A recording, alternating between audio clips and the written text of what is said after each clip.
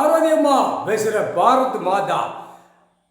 நீதிமன்ற கோர்ட்டில் அரசியல்வாதி கணக்கு எடுக்கிறது சொத்து வழக்கு சொத்து குவிப்பு, அதுக்கு செக்ஷன் தனியாக இருக்காப்பா.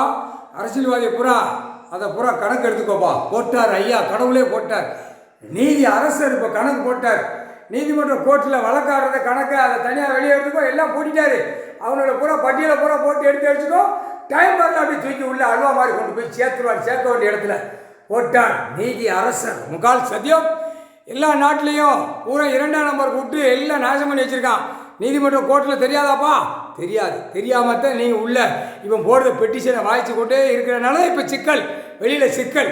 மலையை உடைக்கவா, மண்ணல்லவா, டாக்டரை உடைக்கவா, டாக்டரை போடவா, டாக்டரை மில்லை கட்டவா, தொழிற்சாலை கட்டவா. 2ஆம் நம்பருக்கு டாக்டரா கம்பியில் பூரா உள்ளே இறக்கவா, டாக்டரா வீடுகளை கட்டவா. ஒரு ஆதார கார்டில் 40 வீடு 50 வீடு தொழிற்சாலை எல்லாம் வச்சா ஆட்டி கொண்டே இருக்கான். முதுத்தோலை உரிச்சு எடுத்துக்கிட்டாரு.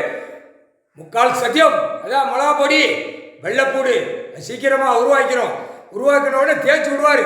2 கண்ணிலையை அவனுக்கு தேய்க்க வேண்டிய இடத்துல பல கோடி பேப்பர் வச்சு விளையாடுதான்ல.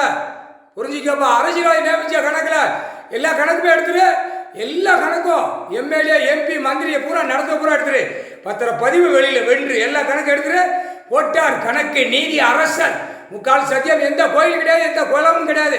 நீதி அரசர் கூட்டிட்டாரு. இப்போ சிவன் கோயில் ஆலயம் அதுதான் நீதி அரசராக உட்காந்துருக்காரு. பூரா கணக்கு எடுக்காரு. கணக்கை ஒப்படைக்கிறோன்னா சிட்டி வாரி முதல் சிட்டி கிராமத்தை அடைச்சிட்டு தான் கணக்கு எடுப்பார். முக்கால் சத்தியம்.